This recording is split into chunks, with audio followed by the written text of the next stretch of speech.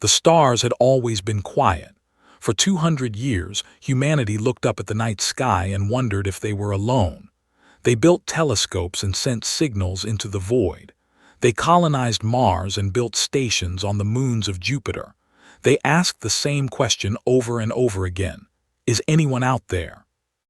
On the morning of March 15th, 2187, they got their answer. Admiral was 73 years old. She had spent her entire life preparing for a war she hoped would never come. She stood in the command center of Earth's orbital defense station, watching her screens with tired eyes.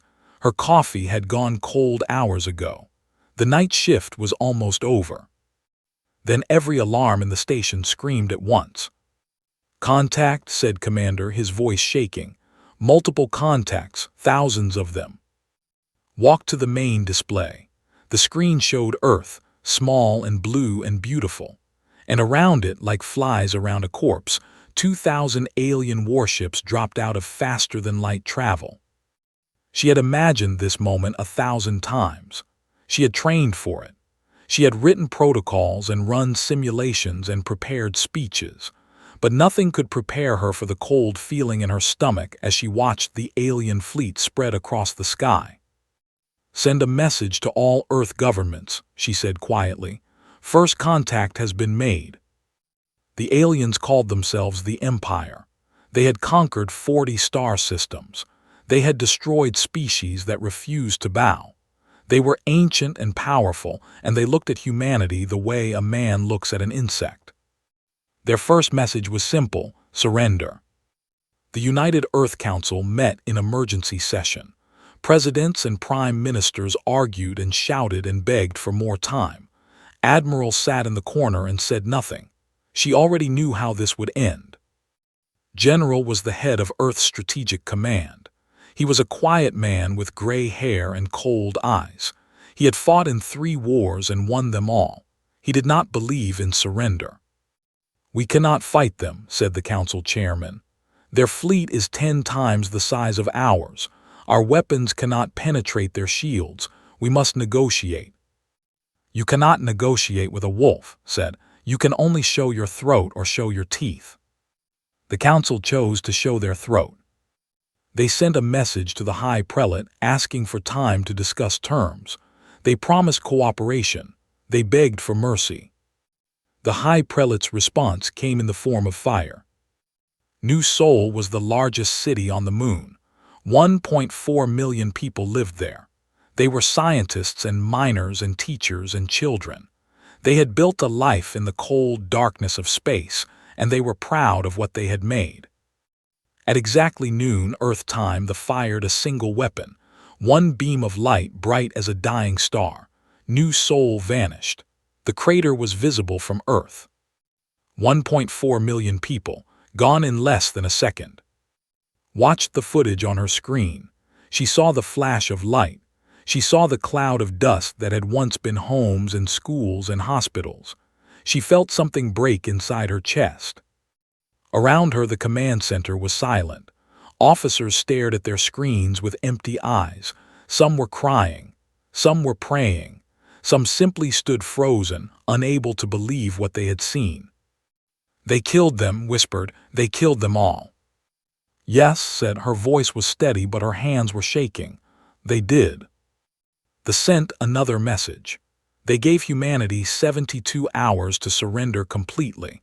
All weapons must be destroyed. All governments must dissolve. Humanity would become a servant species, working in mines and factories for the glory of the empire. The council met again. This time there was no arguing, there was only despair. "We have no choice," said the chairman. His face was pale and wet with tears. "We must accept their terms. We cannot let them destroy more cities." General stood up. He was the only person in the room who did not look afraid. He looked angry. "They killed 1.4 million people," he said. "Children, families. They did it to make us afraid. And you want to reward them by surrendering." "What choice do we have?" shouted a minister.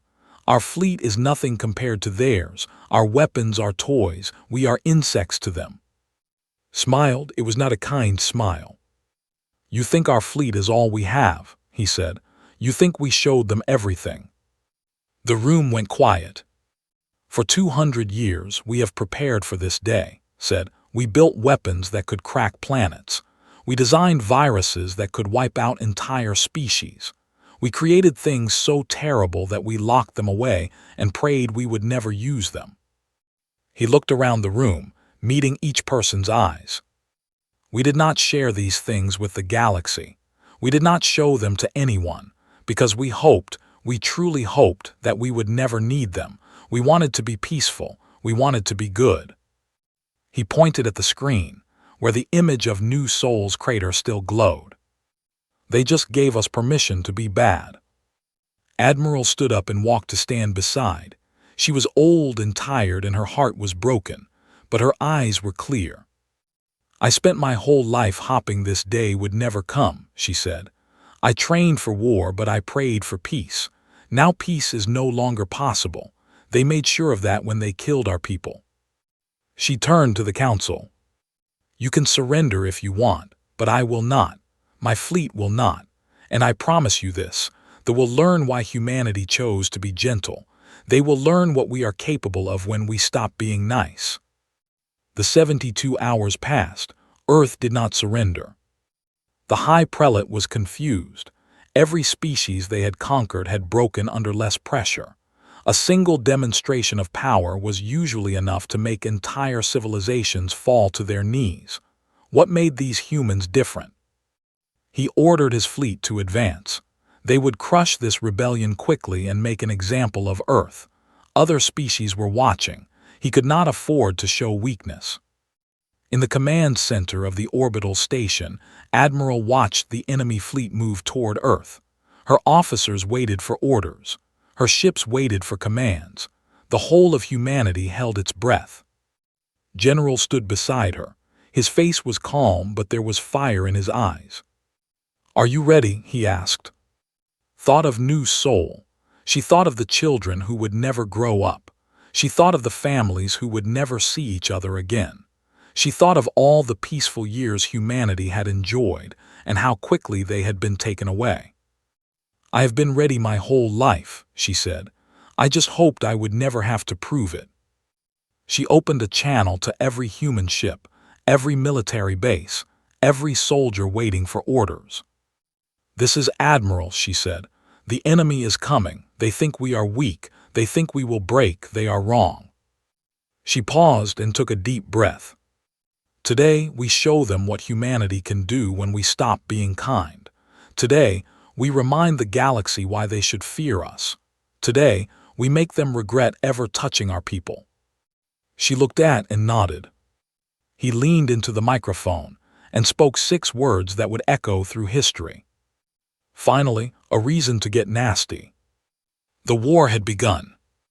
Doctor had worked in a small laboratory for 15 years. She studied quantum physics and wrote papers that nobody read. She thought her life would be quiet and boring and safe. She was wrong. The soldiers came for her at 3 in the morning. They did not explain. They did not ask. They simply put her in a transport ship and flew her across the world to a place that did not exist on any map. The facility was hidden under a mountain in the middle of a desert. It had no name, only a number. The corridors were cold and white and endless. Armed guards stood at every door. A general met her at the entrance. His name was, and he looked like a man who had not slept in days. "Doctor," he said, "welcome to Project Nightfall." "I do not understand," said. "What is this place? Why am I here?" Led her through the corridors. They passed laboratories filled with equipment she had never seen before. They passed scientists working on machines that made no sense. They passed a window that looked down into a vast underground hangar where ships of strange design waited in silence. "For 200 years humanity hoped for peace," said, "but we are not stupid. We knew that someday something might come from the stars, something that wanted to hurt us." He stopped at a door and placed his hand on a scanner. "So we prepared. In secret. We built weapons that could end worlds. We created technologies that could destroy fleets. We made things so terrible that even we were afraid of them. The door opened. Inside was a laboratory larger than any had ever seen. Hundreds of scientists worked at stations, building and testing and refining. The air hummed with energy. "We sealed these things away," said. "We told ourselves we would never use them. We wanted to believe that we could be better than our nature." He looked at with tired eyes. "They proved us wrong. Now we need you to help us remember how to be monsters." Looked at the weapons being built around her. She saw missiles that could turn a ship into dust. She saw drones that could eat through metal like acid. She saw things she could not even understand. "Why me?" she asked. "Because you are the best," said, "and because we are running out of time." Far away, in the darkness between Mars and Jupiter, Lieutenant received new orders. He was 26 years old. He had joined the fleet because he wanted to see the stars. He had spent 3 years flying patrol routes and dreaming of adventure. Now adventure had found him, and it was nothing like he had imagined. The ship that picked him up was unlike anything he had ever seen. It was black as space itself, invisible to sensors, designed for one purpose only: to kill. The captain was a woman named. She was small and quiet and had eyes that saw everything. She welcomed aboard with a handshake and a warning. "This ship is called the Wrath of Sol," she said. "It has been hiding in this asteroid belt for 40 years, waiting for a day we hoped would never come. Now that day is here." She led him through the corridors. The ship was full of soldiers and pilots and engineers, all moving with purpose. They had waited their whole lives for this moment. "What is our mission?" asked. "To make them bleed," said, "to strike from the shadows, to teach them fear." Looked out a window at the vast darkness of space. Somewhere out there, the fleet was advancing toward Earth. Somewhere out there, his family was waiting and praying and hopping. "I am ready," he said. Captain was not just a ship commander. She was also the head of a special division, psychological warfare. Her job was not to destroy the enemy's ships. Her job was to destroy their minds. She spent days studying them. She learned their language and their history and their religion. She read their sacred texts and their war records. She searched for weaknesses. And she found them. They believed they were chosen by the universe to rule. They believed other species were inferior, meant to serve. They had never lost a war. They had never felt fear. They did not know what it was like to be prey. Smiled when she learned this. She knew exactly how to break them. She began recording messages. She used the language, the sacred words, the myths. She told them that they had made a terrible mistake. She told them that humanity was not what they thought. She told them stories of human history, the wars, the cruelty, the endless capacity for violence. She made humanity sound like a nightmare. "You think you are hunters," she said in one recording. "But you have walked into a forest where the trees have teeth. You have woken something old and hungry, and now it is too late to run." The recordings were sent to every ship. At first the aliens laughed. Then, as days passed and human attacks began, they stopped laughing. On Earth, the war factories roared to life. Shipyards that had been closed for decades opened their doors. Weapons that had been banned were brought out of storage. The whole planet transformed into a machine of war. General watched from his command center. Reports came in from around the world. New ships launching every hour, new weapons being tested every day, new soldiers volunteering by the millions. Humanity had been asleep. Now it was awake, and it was angry. Admiral called him on a secure channel. "They are advancing faster than expected," she said. "They will reach Earth in 6 days." "Good," said, "let them come." "You sound confident." "I am. For 200 years we held ourselves back. We told ourselves that war was wrong, that violence was evil, that we should be peaceful. And we were right. We should be peaceful, but not because we are weak." He looked at the map showing the enemy fleet. "We should be peaceful because we know what we can do if we are not. They are about to learn that lesson. In her laboratory, Doctor worked without sleep. Her hands shook from exhaustion and fear. She was building weapons that could kill millions. She was creating tools of destruction that would haunt her dreams forever. But she did not stop. She could not stop. Every time she closed her eyes, she saw the crater where New Soul had been. She saw the faces of the dead. She heard the screams of children who would never grow up. They had made this necessary. They had turned humanity's hand. They had forced good people to do terrible things. Finished her first weapon at midnight. It was small enough to fit in her hand. It was powerful enough to destroy a ship the size of a city. She looked at it and felt sick. "I am sorry," she whispered to no one. "I am so sorry." On the Wrath of Soul, Lieutenant prepared for his first mission. His hands were steady, but his heart was racing. He thought of his mother back on Earth. He thought of his friends who had died on New Soul. He thought of all the people counting on him. Captain put a hand on his shoulder. "Are you afraid?" she asked. "Yes," he admitted. "Good, fear keeps you sharp. Fear keeps you alive." She smiled, but there was no warmth in it. "They do not know fear yet, but they will. We are going to teach them." The 72 hours had passed. Earth had not surrendered. The fleet moved closer, confident and proud, certain of victory. They did not know that in the shadows, ships like the Wrath of Soul were waiting. They did not know that weapons were being loaded.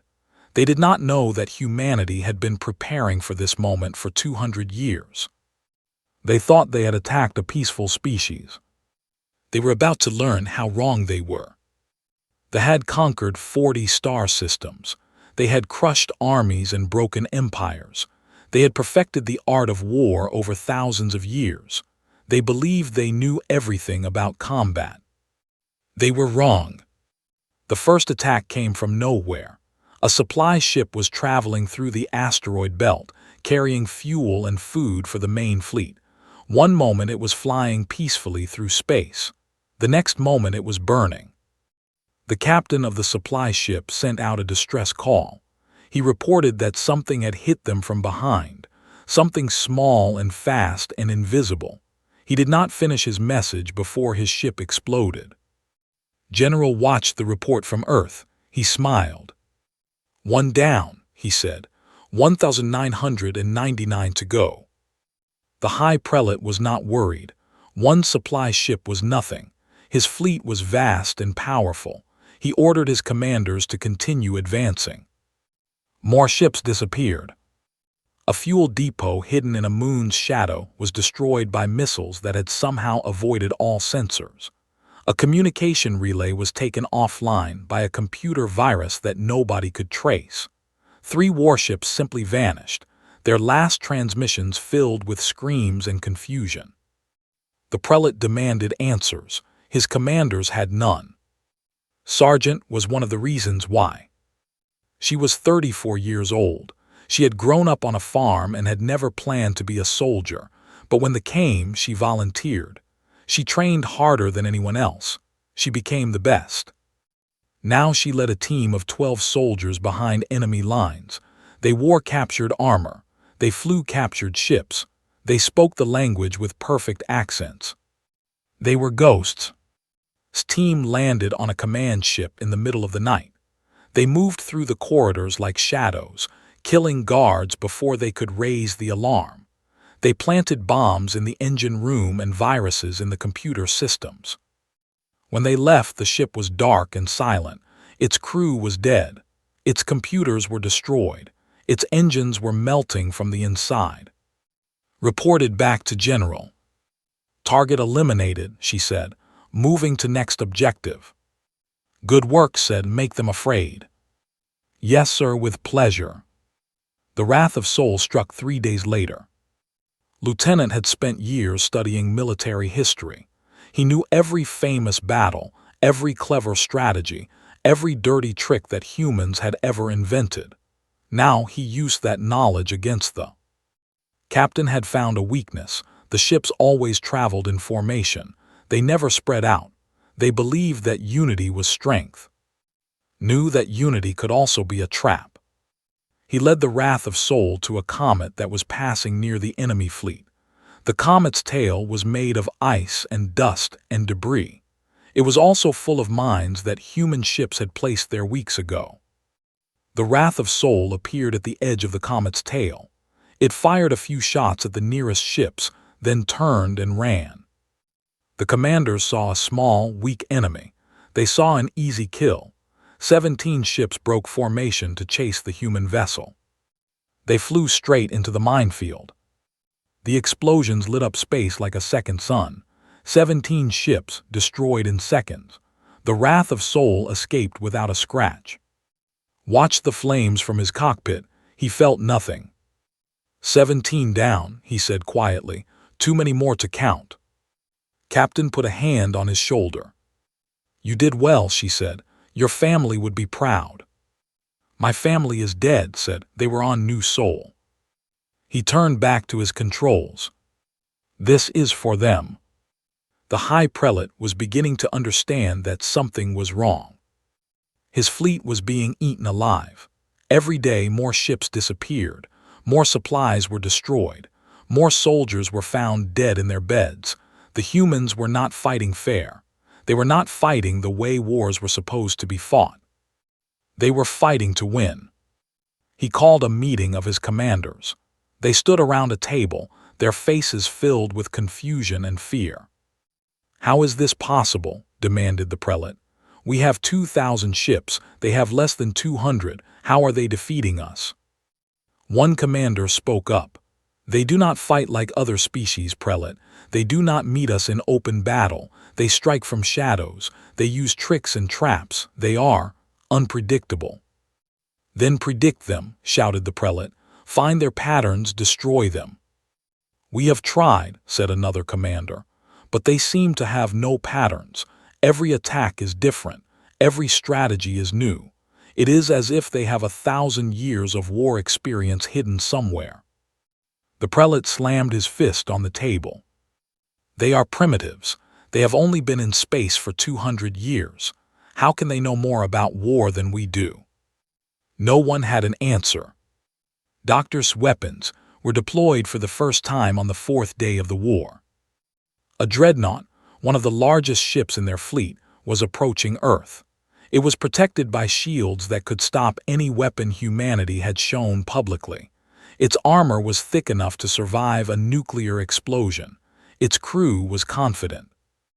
Admiral gave the order to fire. A single missile, no larger than a human arm, launched from an orbital platform. It was so small that the sensors barely noticed it. The dreadnought's commander did not even bother to shoot it down. The missile hit the dreadnought's shields and passed through them like they were not there. It touched the armor and began to glow. Then it released its payload. The dreadnought's crew had exactly 3 seconds to feel afraid. 3 seconds to realize that everything they believed about humanity was wrong. 3 seconds to understand that they were about to die. Then the ship was gone. Not destroyed, gone. The missile had converted all matter within 50 meters into pure energy. Where a ship the size of a city had been, there was now only light. The surviving ships stopped advancing. They simply floated in space, their crews too shocked to move. Captain chose this moment to send her message. Her voice appeared on every ship simultaneously. She spoke in their language, using their sacred words, quoting their ancient texts. You came to our world believing you were gods, she said. You killed our children and demanded our surrender. You thought we would bow like all the others. The crews listened in horror. You were wrong. We are not like the others. We are humans, and now you will learn why the universe should have warned you about us. She paused. We gave you a chance to leave. You stayed, we asked for peace, you gave us war. Now we will show you what we truly are, not victims, not prey. Her voice dropped to a whisper. Monsters! The High Prelate ordered a retreat. For the first time in 3,000 years, the Empire ran from an enemy. But it was not fast enough. Admiral watched the enemy fleet pull back. Her officers cheered. Her crews celebrated. They had won the first great victory in human history. But did not smile. "This is not over," she said quietly. "They will come back. They will bring more ships, more weapons, more soldiers." General nodded. "Then we will be ready," he said. "We will always be ready." Looked out at the stars. Somewhere out there they were regrouping. Somewhere out there, alien generals were studying human tactics and planning revenge. The war was far from over. But for the first time, humanity had proven something to the galaxy. They were not weak. They were not easy prey. They were dangerous. And they were just getting started. Humanity had never learned how to stop. When they retreated, most species would have been happy. They would have celebrated their survival and rebuilt their defenses. They would have thanked the universe for their luck and hoped the enemy would not return. Humans did not think this way. Admiral stood before the United Earth Council. Her fleet had grown in the weeks since the war began. New ships launched every day. New weapons were deployed every week. Humanity had transformed itself into a war machine, and that machine was hungry. "We cannot wait for them to attack again," said. "If we let them recover, they will return with a larger fleet and better weapons. We must strike now while they are weak." The council members looked at each other nervously. They had agreed to defend Earth. They had not agreed to invade an empire. "You want us to attack them?" asked the chairman.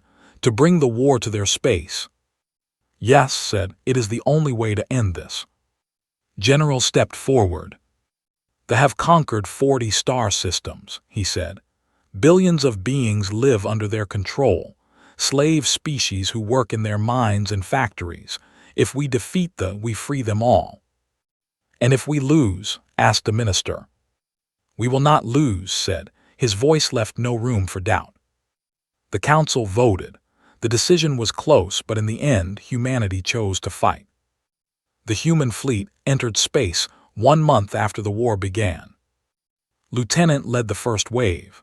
The Wrath of Sol had become famous among both humans and aliens. They called it the ghost ship. They believed it was cursed. Did not believe in curses. He believed in preparation, skill, and the will to win. These things had kept him alive through dozens of battles. These things had made him a hero. But heroes die too. They had built a new weapon. They called it the Star Crusher. It was a massive ship, larger than anything humanity had ever seen. Its main gun could destroy a planet. It was their answer to human tricks and traps. Found the Star Crusher in orbit around a colony. He knew immediately that it would change the war. If that weapon reached Earth, everything would be lost. He called Admiral.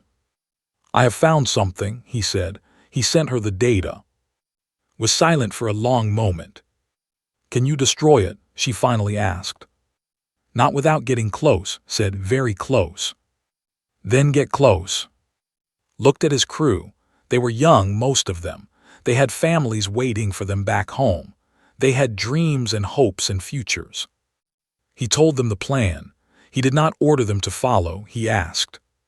Every single one of them said yes. The Wrath of Sol flew toward the Star Crusher at full speed.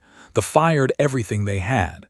Missiles and beams and bullets filled the space around the human ship. The shields failed. The hull cracked. The engines burned. But the ship kept flying. Piloted manually, dodging debris and fire with skills he did not know he had. His crew fought to keep the weapons online. They were dying around him, one by one, but they did not stop. When they were close enough, fired every weapon the ship had. Doctor's special missiles, the ones that could turn matter into light. All of them at once, straight into the Star Crusher's core. The explosion was visible from 3 star systems away. The Star Crusher was destroyed. The Wrath of Sol was destroyed with it. Lieutenant and his crew became legends. When Admiral received the news, she did not cry. She could not afford to cry. She simply added another name to the list of the dead and continued fighting. But that night, alone in her quarters, She wept until she had no tears left. Doctor heard about's death in her laboratory. She had never met him, but she knew that her weapons had killed him. Her beautiful, terrible weapons, designed to destroy enemies, had destroyed friends too. She stopped working. She sat at her desk and stared at nothing. Her assistants tried to talk to her, but she did not respond. General found her there hours later. "The war is not over," he said gently. "We still need you." "For what?" asked. Her voice was empty. "To build more weapons, to create more ways for people to die. To protect the people who are still alive." Looked at him with hollow eyes. "Do you know what I have done?" she asked. "I have built things that can destroy worlds. I have created death on a scale that no human has ever achieved. And for what? So that we can kill faster than they can. So that we can survive," said, "so that humanity has a future." Was silent for a long time. "The started this," she finally said. "But we will finish it, and when it is over, what will we have become?" Had no answer. Major Jin led the first human troops onto a colony. Her Marines expected resistance. They expected traps and ambushes and desperate fighting. They found something else.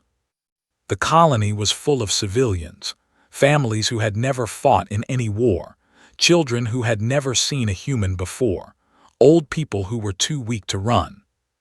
Jin's orders were simple: secure the colony. She could interpret those orders any way she wanted.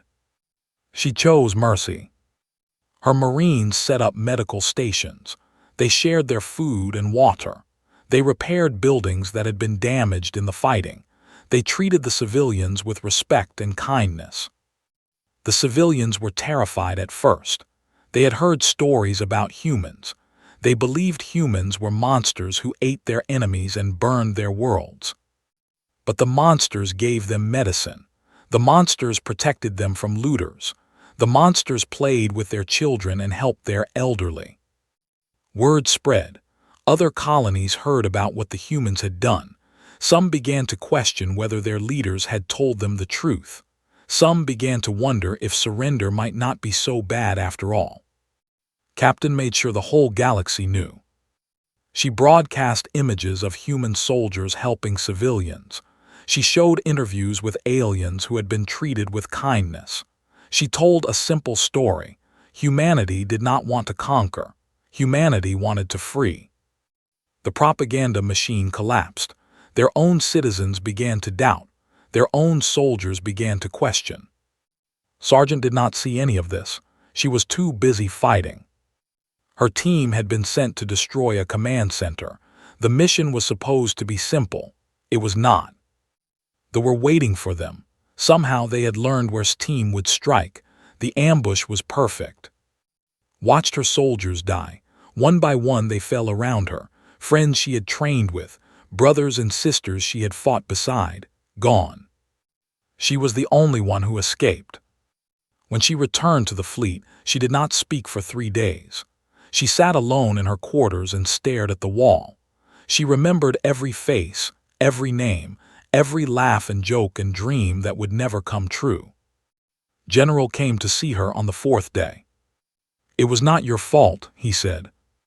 "I led them," said. "I made the decisions. I am responsible. You did everything right. The enemy was simply better prepared." Looked at him with eyes that had seen too much death. "Then I will be better prepared next time," she said. "I will learn from this, and I will make them pay." Nodded, he understood. He had felt the same thing many times. "The war is almost over," he said. "We are pushing toward there. Soon this will all be finished." Stood up. Her body was tired, but her spirit was not broken. "Then let us finish it," she said, "for everyone we have lost." The human fleet advanced deeper into space. Every day more territory fell. Every day more aliens surrendered. Every day the end came closer. But the cost was terrible. So many dead, so many broken, so many dreams that would never be fulfilled. Admiral watched the casualty reports every night. She memorized the names, the faces, the stories. She carried them with her like stones in her heart. This was the price of survival. This was the cost of victory. She only hoped it would be worth it. It was called Prime. It was a beautiful planet covered in blue oceans and green forests and white mountains. Billions of lived there. It was the heart of their empire. Now the human fleet hung in orbit above it, and the heart was about to stop beating. Admiral looked down at the planet from her command ship. She had traveled so far to reach this place.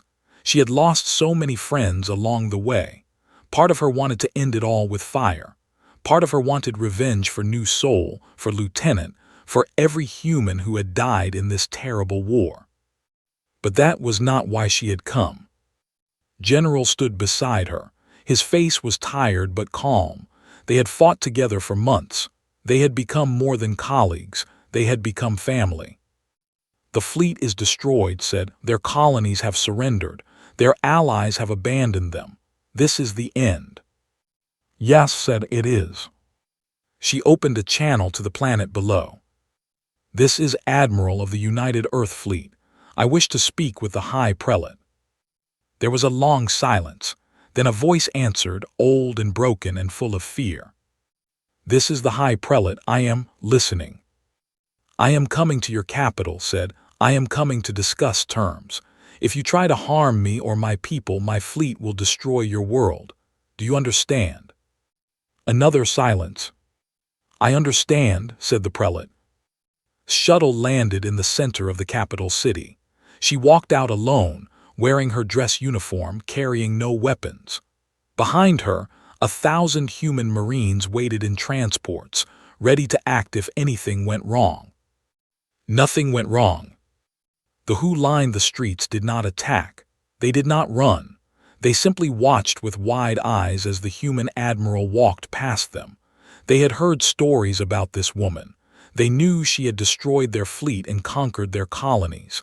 They expected a monster. They saw a tired old woman with sad eyes. The High Prelate waited for her in his palace. He was surrounded by his last remaining advisors, but they looked more like prisoners than leaders. Their empire had fallen. Their power was gone. They had nothing left but fear. Entered the throne room and stopped before the prelate. For a long moment, nobody spoke. Then the prelate asked the question that had haunted him for months. What are you? Considered the question carefully. We are humans, she said simply. That is not what I mean. The prelate leaned forward, his ancient face twisted with confusion. We have conquered hundreds of species. We have seen every kind of warrior and every type of war, but we have never seen anything like you. He pointed at her with a trembling finger. You were primitive, weak. You had barely left your own planet, and yet you defeated us. You broke our fleet and shattered our empire and killed our soldiers by the millions. How is this possible? Was quiet for a moment. She thought about all the humans who had died in the war. She thought about New Soul and the wrath of Soul and Sergeant's team. She thought about Doctor, working alone in her laboratory, building weapons that would haunt her forever. We are a species that chose peace, she said finally. We locked away our weapons and tried to be gentle. We wanted to explore the stars and make friends with whoever we found there. She looked the prelate in the eyes. You taught us that peace was not possible. You killed our children and destroyed our cities. You forced us to remember what we really are. And what is that? Asked the prelate. Survivors, said, we have been fighting since before we could walk. We fought animals and weather and disease. We fought each other for thousands of years in wars so terrible that we still have nightmares about them. We learned every trick and every trap. We became very, very good at killing. She paused. Then we decided to stop. We chose to be better. We put our weapons away and hoped we would never need them again. She stepped closer to the prelate. You made us pick them up again. You made us remember how to be monsters. And now you understand why the universe should be grateful that humanity chose to be kind. The prelate was silent. His advisors were silent. The whole palace was silent. What will you do to us? The prelate finally asked. His voice was barely a whisper. reached into her pocket and pulled out a piece of paper. She handed it to the prelate. "These are our terms," she said. The prelate read them with shaking hands. As he read, his confusion grew. You want reparations for New Sol. You want war criminals to face justice. You want us to free the species we have enslaved." "Yes," said. "But you do not want to destroy us. You do not want revenge." "No." The prelate looked up at her with something like wonder. "Why not? We killed your people. We destroyed your colony. We tried to enslave your entire species. Why would you show us mercy?" General answered from the doorway. Nobody had noticed him enter. "Because mercy is harder than revenge," he said. "Because kindness requires more strength than cruelty. Because we know what we are capable of and we choose to be better." He walked to stand beside. "We could destroy your world. We could kill your people. We could erase your species from the galaxy.